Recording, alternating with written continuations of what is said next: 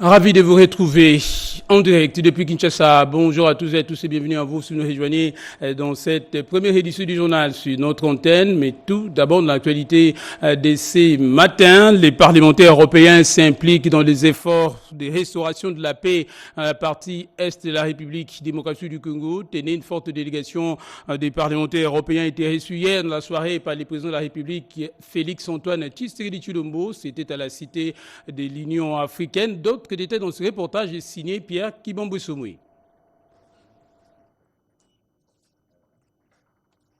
Exprimer toute la solidarité et le soutien à la République démocratique du Congo, victime de la crise sécuritaire et humanitaire suite à l'agression du Rwanda et de l'AFC M23 dans l'est de la RDC. C'est l'objet de la visite auprès du président de la République Félix-Antoine Tshisekedi Tshilombo d'une forte délégation de parlementaires européens reçus dans la soirée de ce jeudi 29 mai 2025 à la Cité de l'Union africaine. Trop c'est trop, a estimé la députée européenne Hilde Woutmans, chef de la délégation. Cette situation doit s'arrêter.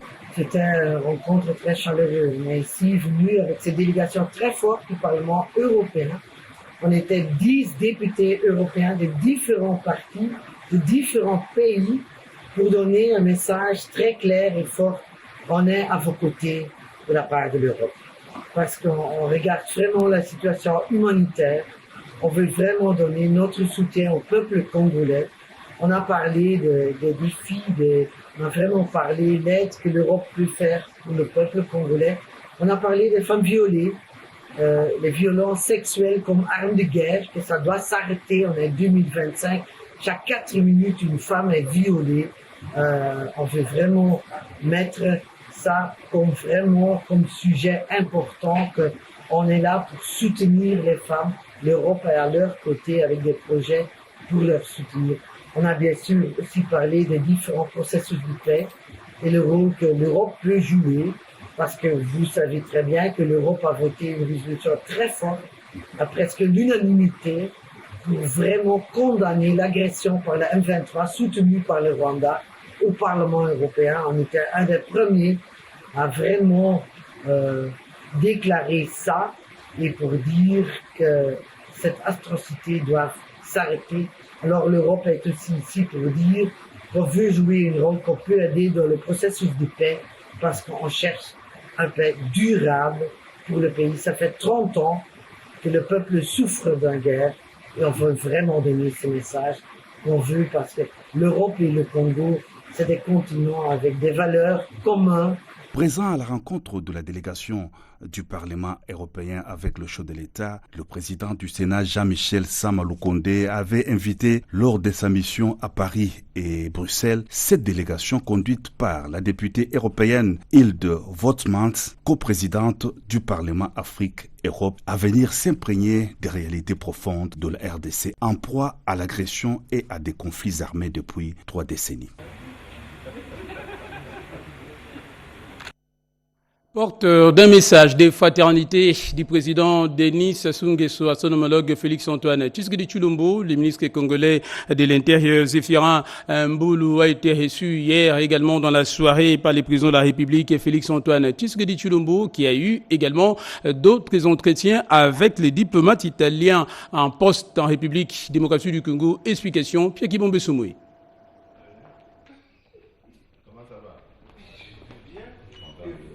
Moins de 5 minutes à vol d'oiseau permettent de relier Kinshasa et Brazzaville, les deux capitales les plus rapprochées du monde, et de consolider les liens de fraternité et de bon voisinage entre les populations riveraines de ces deux villes, séparées par les majestueux fleuves Congo. C'est à l'image de cette fraternité que Raymond Zéphirin Mboulou, ministre de l'Intérieur et la décentralisation de la République du Congo, a été reçu à la Cité de l'Union africaine ce jeudi 29 mai par le président de la République Félix-Antoine Tshisekedi Tshilombo. Il était porteur des messages du président Denis Sassou Nguesso à son homologue de la RDC. Ça renforce beaucoup plus aussi dans le cadre du bon voisinage.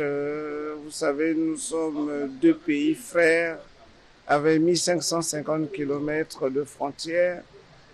Nous parlons les mêmes langues tout le long de la frontière. Donc, c'est pour consolider surtout nos liens. On aime un peu. Un autre émissaire reçu par le président de la République Félix-Antoine Tshisekedi Tshilombo, c'est l'ambassadeur d'Italie à RDC Dino Sorrentino. Le diplomate italien est venu remettre au chef de l'État une invitation du Conseil des ministres du gouvernement italien à participer à un événement impliquant l'Union européenne et l'Italie dans les secteurs de l'économie. J'ai présenté officiellement l'invitation de la présidente du Conseil des ministres d'Italie, Mme Giorgia Meloni, à participer à un événement qui se tiendra à Rome le 22 juin.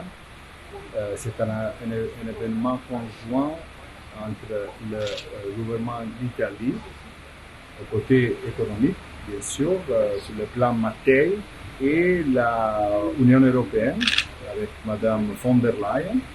Et j'ai présenté à M. le Président la lettre officielle d'invitation. J'espère que le président peut nous honorer d'être à Rome dans ce jour-là.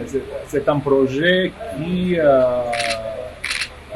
j'espère, va diriger vers l'Afrique, le continent africain, dans les prochains 2 ans, 150 milliards d'euros. Et dans ces terres qui sont stratégiques pour la RDC, on parle de l'agriculture, on parle de la connectivité physique et numérique, la formation, sont tous secteurs qui sont stratégiques pour la RDC. Le diplomate italien a souhaité la participation de la RDC au plus haut niveau de l'État à cette rencontre. La présence du président de la République sera un honneur, a dit l'ambassadeur Dino Sorrentino.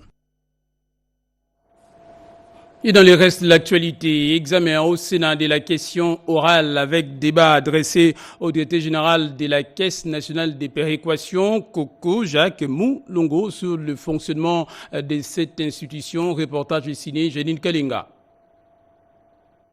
Au cours de la séance plénière dirigée le mercredi 28 mai 2025 par l'honorable Jean-Michel Samalukonde Kenge, président du Sénat, la Chambre haute du Parlement a examiné une question orale avec débat adressé au directeur général de la Caisse nationale des péréquations par l'honorable Linguepo Michel.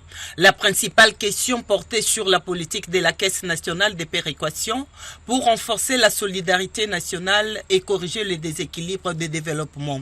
Le directeur général de la Caisse nationale des péréquations a éclairé la lanterne des sénateurs sur la situation générale de la Caisse ainsi que sur les difficultés qu'elle rencontre.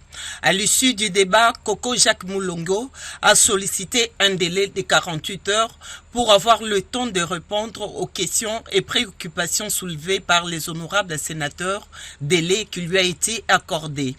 Il faut noter aussi que la séance plénière du mercredi 28 mai a été ponctuée par la présentation de la délégation des députés du Parlement européen aux honorables sénateurs par le speaker de la Chambre haute du Parlement, Jean-Michel Samalukonde Kenge.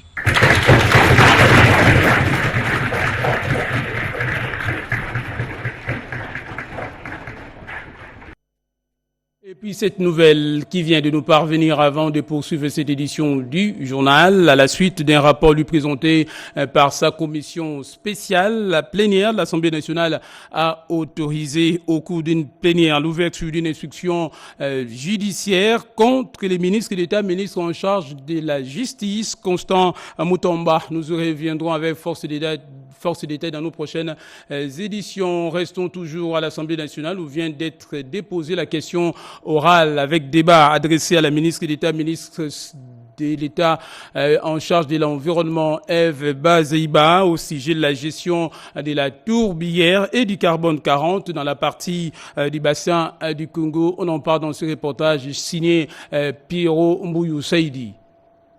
La République démocratique du Congo, avec plus de 80 millions de kilomètres carrés de terres arables, vit une pluviométrie régulière, bénéficie d'une faune variée et une flore riche. Et elle jouit pleinement des avantages qu'offre le bassin du Congo, le deuxième grand poumon du monde entier après l'Amazonie, de faits naturels qui permettent de lutter efficacement contre les changements climatiques. Mais en dépit de toutes ces potentialités naturelles, la population et les communautés locales habitant les différentes contrées du bassin du Congo, dans sa partie située dans la province du Nord Ubangi, ne jouissent pas de ces avantages. Cette situation paradoxale qui entrave les processus du développement durable et intégral de cette province a inspiré l'élu du territoire de Bushinga, l'honorable Simon Balimombedoa, a déposé au bureau de l'Assemblée nationale une question orale avec débat adressée au ministre d'État en charge de l'environnement sur l'exploitation des crédits carbone et la gestion de la tourbière. Notre pays est un pays solution pour le problème de dérèglement climatique. La RDC, à son tour, doit s'attendre aux dividendes. Nous voulons, par cette question orale avec le débat, savoir quels sont les dividendes que la RDC tire, les solutions qu'elle apporte au problème de dérèglement climatique. L'entreprise WWC a conclu un accord avec le gouvernement central sur la forêt se trouvant dans la province du Nord-Ubangi, précisément dans le territoire de Boussinga. Et là aussi, nous voudrions savoir comment les choses évoluent là-bas, parce que jusque-là, sur le terrain, on ne voit aucun signe de développement. À travers cette question orale avec débat, cet élu du territoire de Boussinga caresse le vœu de voir les différentes communautés de la province du Nord-Ubangi bénéficier des avantages et potentialités environnementales qu'offre le bassin du Congo dans cette partie de la République démocratique du Congo. Tout à fait autre chose. La Première ministre Judith Suminwa a présidé la réunion du comité de pilotage du projet baptisé Delivery Unit à Kinshasa. Les explications signées Chimène Doundou. Un pas de plus vers une gouvernance efficace. La Première ministre Judith Suminwa Tuluka veut de résultats du concret. Et pour y arriver, elle lance la Delivery Unit, un outil stratégique pour booster l'exécution de projets gouvernementaux. Réunis autour de la chef de l'exécutif central, plusieurs membres du gouvernement, de partenaires techniques et financiers, le PNUD, la Banque mondiale, la BAD et même le diplomate accrédité en RDC. Objectif, valider le projet d'appui à la Delivery Unit. La Delivery Unit n'est pas un organe d'exécution. Elle vient pour appuyer, pour assurer justement que tous les programmes qui sont mis en œuvre à travers les différents ministères sectoriels puissent arriver à terme en termes d'exécution, mais aussi en ayant des résultats impactants le plus rapidement possible dans les délais qui ont été impartis. Au niveau de la coordination de l'action gouvernementale, qui est une de mes missions principales en tant que chef du gouvernement, je voudrais assurer d'avoir une structure qui va pouvoir appuyer toutes les autres structures au niveau du gouvernement pour que dès qu'il y a un problème, dès qu'il y a un goulot d'étranglement, moi, en tant que Première ministre et coordinatrice de l'action gouvernementale, je puisse régler les questions, les problématiques qui sont transversales. Le PNID, partenaire stratégique de cette réforme, s'engage pleinement. Notre souhait, c'est que ce nouveau mécanisme qui vient plutôt renforcer les structures déjà existantes puisse aider à offrir les services que les Congolais recherchent. Cette unité fonctionnelle vise à mieux suivre les différents projets et identifier les indicateurs de performance et surtout à répondre aux attentes du peuple. On vient maintenant à cet appui financier de 30 millions d'euros qui a été octroyé et accordé à la République démocratique du Congo par l'Assemblée parlementaire Afrique-Union européenne. L'annonce a été faite au vice-premier ministre en charge de l'Intérieur, Jacquemin Chabani. C'était lors d'un échange qu'il a eu avec la délégation de l'Assemblée parlementaire Afrique-Union européenne. On en parle dans ces reportages. À défaut de dévaliser de banques, il s'attaque au cambiste, le braquage, un phénomène qui prend de l'ampleur. Face à la recrudescence de ces braquages à main armée, le gouvernement central a pris un train de mesures qui seront supervisées conjointement avec la police nationale congolaise et les forces armées de la République démocratique du Congo. C'est ce qui ressort de la réunion avec les autorités de la ville ainsi que les responsables des services de sécurité. Tout a dit quoi annoncer retour avec force et opération Dobo. Il y a de cette réunion plusieurs recommandations, notamment l'élargissement de l'opération Dobo qui va s'étendre à la traque de tous les braqueurs inciviques de diverses manières dans une opération combinée. La police nationale congolaise, FARDC et autres services de sécurité. Concernant l'utilisation abusive des véhicules de la police, le vice-premier ministre, ministre de l'Intérieur et Sécurité, Maître Jekme Chabani, tape du poing sur la table pour le bon usage de ces engins, en demandant aux responsables de ces services d'élaborer un plan d'urgence de riposte coordonné et efficace.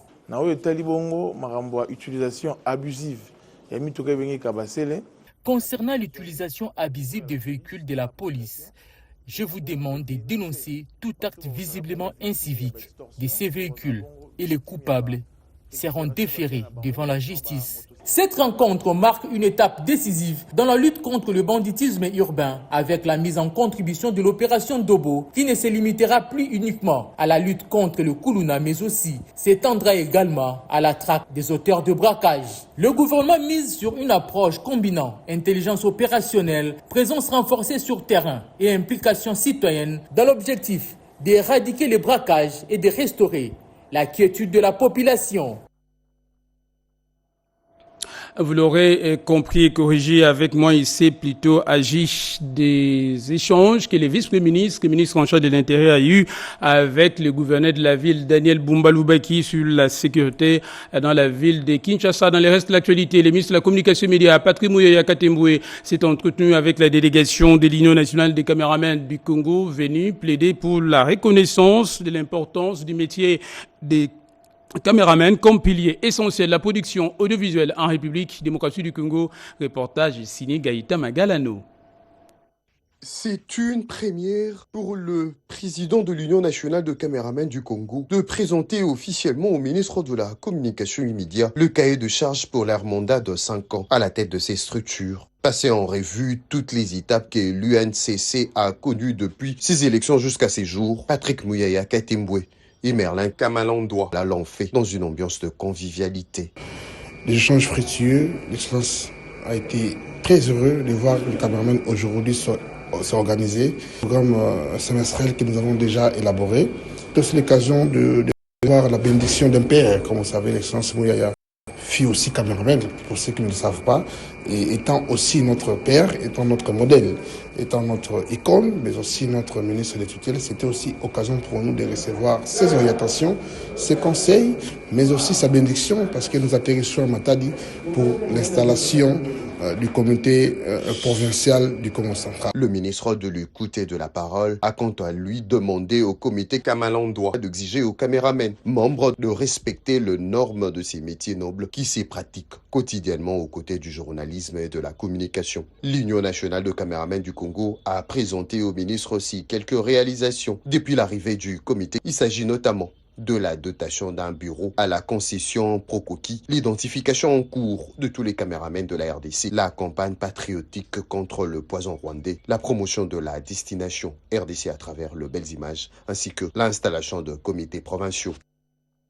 Les hauts magistrats, après les parquets du Conseil d'État, ont été outillés et dotés également des outils d'intelligence artificielle générative dans la pratique du droit en République démocratique du Congo. Contexte institutionnel et approfondissement. Dans le concret, 2 sessions se sont dégagées. D'abord, celle qui concernait l'éthique, le cadre légal et les responsabilités du magistrat. Ensuite, la mise en œuvre contextualisée dans le parquet général. Ces magistrats ont pu passer par des cas pratiques et des discussions collectives. Ils livrent leurs impressions à l'issue de cette session. Je tiens à remercier Monsieur le procureur général auprès du Conseil d'État, Jean-Paul Mukolonko-Kesha. Cette formation a permis à ce que nous puissions acquérir les fondamentaux de l'intelligence artificielle, son fondement de base, l'utilisation de certains outils qui va sûrement nous aider, n'est-ce pas, dans l'exercice de nos tâches quotidiennes. Le dernier exercice a consisté à générer un réquisitoire sur une infraction de détournement conformément à la législation congolaise. Et lorsque nous avons appliqué avec les outils qui nous ont été donnés, on a réussi à obtenir correctement et clairement des réquisitoires qu'on avait demandés. Ferdinand Djaérombe Vaweka revient sur les principaux axes abordés lors de cette session de formation. Essentiellement, on a posé les fondamentaux des IA en passant de la définition pour que les magistrats se sentent à l'aise avec les outils d'IA qui existent et dont la plupart ne connaissaient pas l'existence. Mais maintenant, tous sont sensibilisés, non seulement à l'existence, mais aussi à manipulation correcte de ces outils-là. Le résultat, c'est vraiment l'efficacité dans leur travail, c'est pour diminuer leur charge de travail et travailler beaucoup plus vite avec beaucoup de précision.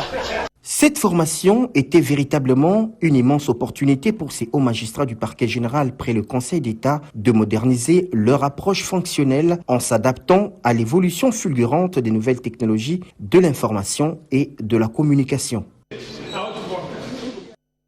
Et en prélude de la tenue de la 113e session de la Conférence internationale du travail qui se tiendra dans quelques jours à Genève, en Suisse, à Kinshasa, le ministre de l'Emploi et du Travail a échangé avec les représentants du bureau de l'OIT en poste en République démocratique du Congo. Question de faire les derniers réglages. Reportage signé Chimedundu.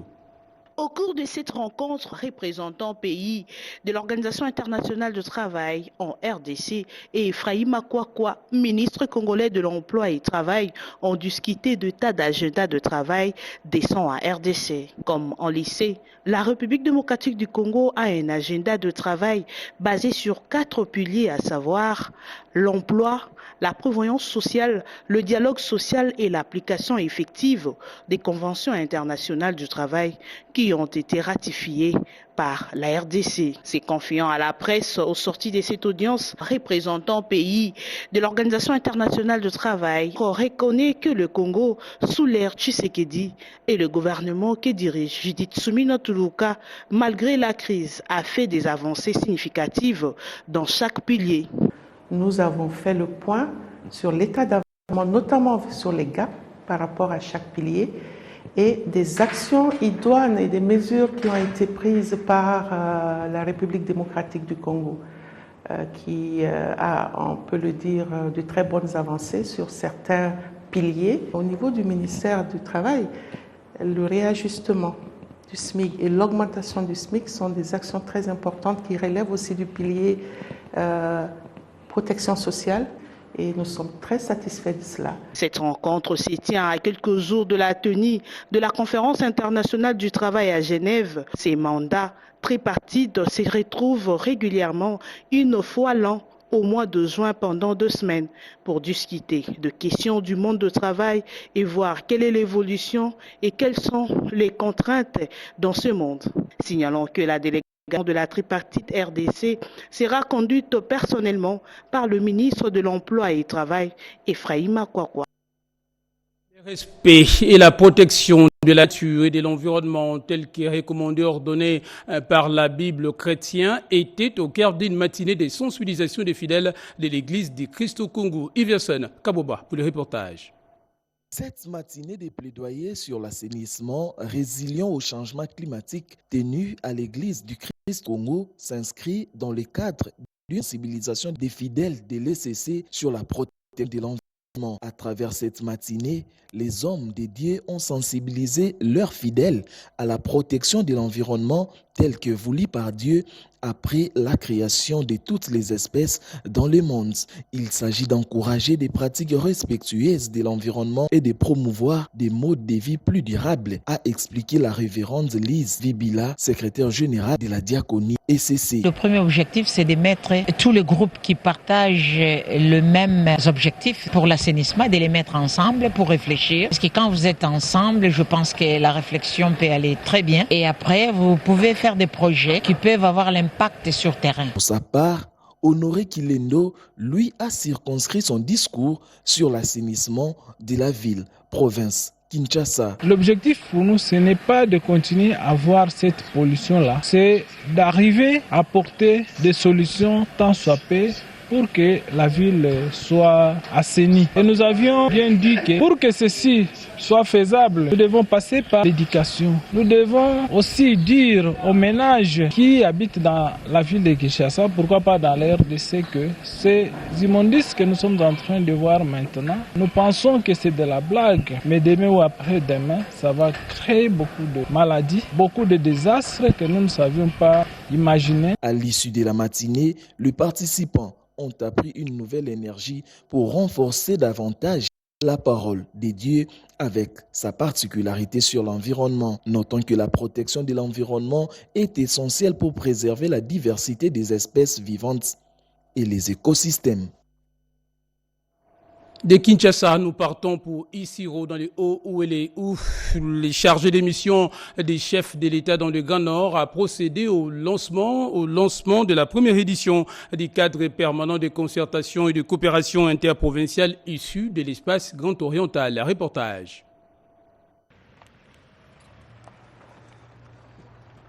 Les travaux de la première édition du cadre permanent de concertation et de coopération interprovinciale entre les 4 provinces issues de la Grande Orientale ont été ouverts à Isiro par André Didier Baitoapala, chargé de mission du chef de l'État pour le Grand Nord, à présence du vice-gouverneur du Haut-Ouélé, Christophe Dara, des députés provinciaux, de membres des gouvernements provinciaux et de plusieurs autres personnalités. En ma qualité de chargé de mission du chef de l'État pour le Grand Nord, je déclare ouvert les travaux de la première conférence de gouverneurs de l'espace Grand à Isiro. Mais auparavant, tous les intervenants du jour, du gouverneur hôte Jean Bakomi Togambu du Haut-Ouélé, à ses collègues Paulel Ndongolia de la Chopo, Mike David Mokeni du Bazouélé, le vice-gouverneur lieutenant général Raous Chaloué de l'Ituri, en passant par les honorables présidents des assemblées provinciales, Justin Zamba du Haut-Ouélé, Mathéus Kanga de la Chopo, Tutu Chamemba du Bazouélé et Louis Masumbuko de l'Ituri se sont réjouis de l'initiative et de la mise en place de ces cadres de concertation et de coopération conformément à la Constitution. Ils ont aussi salué les efforts fournis par leur collègue Jean Bakomito pour la tenue de ces premières assises. Tous ont enfin renouvelé leur loyauté au chef de l'État Félix-Antoine Tshisekedi Tshilombo. Les diverses potentialités qui regorgent les 4 provinces et les défis auxquels elles sont confrontées ont été relevés lors de la présentation de différentes cartes postales de ces 4 entités. Signalons que l'agenda la première journée de ces cadres de concertation s'est clôturée par la validation de ces termes de référence par les 4 gouverneurs assortis des travaux en commission. Et puis cette interrogation, comment doit être la femme congolaise qui veut occuper un poste décisif dans notre pays ou encore appelée au développement et à la paix, telle est entre autres les principales sujets abordés lors de la conférence des femmes de la dynamique du Grand Kasaï. Reportage de Sinechime Dondo. La conférence a mis en lumière l'importance cruciale du rôle de femmes dans le processus de paix et dans le développement économique et social de la RDC. Les intervenants ont souligné les défis qui rencontrent les femmes congolaises, notamment les violences basées sur le genre, les inégalités d'accès à l'éducation et aux postes de décision, ainsi que leur marginalisation dans les sphères politiques et économiques. Comment doit être cette femme qui réclame le poste de prise de décision? Obligeant non seulement qu'il énerve nos mères, lesquelles à son temps représentaient nos valeurs féminines du Kasaï, et jouerait sur notre considération dans la société. Nous réaffirmons notre soutien à son Excellence, Monsieur le Président de la République, chef de l'État, Félix-Antoine Tshisekedi Tshilombo, sur qui repose le destin de tout un peuple, et implorons les très hauts et les ancêtres de les protéger contre les menaces de l'ennemi. Les ont été partagés par de femmes leaders ici des diverses terres qui œuvrent activement pour la paix, la cohésion sociale et l'autonomisation de femmes dont les dynamiques de femmes du Grand Kasaï ont exprimé leur mécontentement suite au comportement de femmes de la RDC.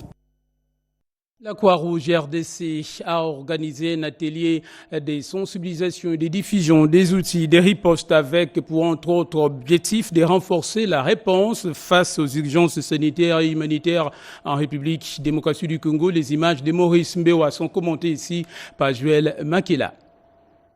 Face à la recrudescence des épidémies, la Croix-Rouge a revu plusieurs de ses outils pour mieux répondre aux crises sanitaires. L'IVCA, outil communautaire d'évaluation de vulnérabilité, a été actualisé pour intégrer les risques épidémiques souvent liés aux catastrophes naturelles. Nous sommes qu'une main ajoutée au ministère de la Santé parce que notre mission, c'est la prévention des maladies. La formation au premier psychologique a également été adaptée. Nos pose en compte les problématiques de stigmatisation et de rumeurs fréquentes lors de certaines épidémies comme la variole du singe. Des plans de continuité d'activité ont été mis en place pour les centres de santé afin d'assurer un minimum de soins, même en cas de débordement. Ce module en fait permet de donner des clés justement aux volontaires de la Croix-Rouge RDC pour mieux aborder ces thématiques et mieux y répondre en termes d'appui psychologique. On sait qu'en cas de crise sanitaire, et les épidémies en sont, les capacités de santé peuvent être très rapides et les services de base ne plus être assurés. Donc ces plans de continuité doivent permettre en fait d'assurer le minimum en fait en termes de package de santé, de soins de santé indispensables. Ce mécanisme permet de lancer des actions précoces dès le premier signe de risque. Ces outils testés en RDC et dans d'autres pays sont aujourd'hui partagés avec les autorités sanitaires pour améliorer la préparation et la résilience face aux épidémies. Au Kasaï central, la population a été appelée à s'approprier de l'hygiène menstruelle. C'était en marge de la célébration de cette journée mondiale qui a été fêtée justement le 28 mai, comme chaque année. Reportage. La sensibilisation organisée au lycée Buenamuntu à l'intention des élèves des divers établissements, des autorités politico-administratives, scolaires et d'autres couches était une occasion pour les PASEA de lancer officiellement la sensibilisation autour de la gestion de l'hygiène menstruelle. Sensibilisation qui sera intensifiée, précise Kennedy Mukendi, coordonnateur de l'unité provinciale de l'exécution du projet au Kasaï central. A prévu la sensibilisation de filles du Kasaï central sur la gestion de l'hygiène menstruelle à travers les activités ludiques en se basant sur le module de formation dénommé le monde Bolingo. À travers les plaidoyers faits, Aimé Bolimbo, spécialiste en communication de la cellule d'exécution des projets O, CEPO, rappelle la nécessité de briser les tabous autour de la menstruation. Pour que la question des règles ne soit plus quelque chose de honte, ne soit plus un tabou, qu'on en parle, qu'on enseigne. Les papas aussi, n'abandonnez pas cet aspect seulement aux mamans. Papa peut parler à sa fille pour la gestion des règles. Message réitéré par la ministre provinciale de la Santé, Rose Kamweka, qui en appelle à l'appropriation de cette question. Le gouvernement provincial du Kasaï central invite toutes les parties prenantes, hommes et femmes, à s'impliquer pour briser les tabous autour de la menstruation. Je m'en vais remercier le programme d'accès aux services d'eau et d'assainissement pour son soutien à la tenue de cette journée de sensibilisation.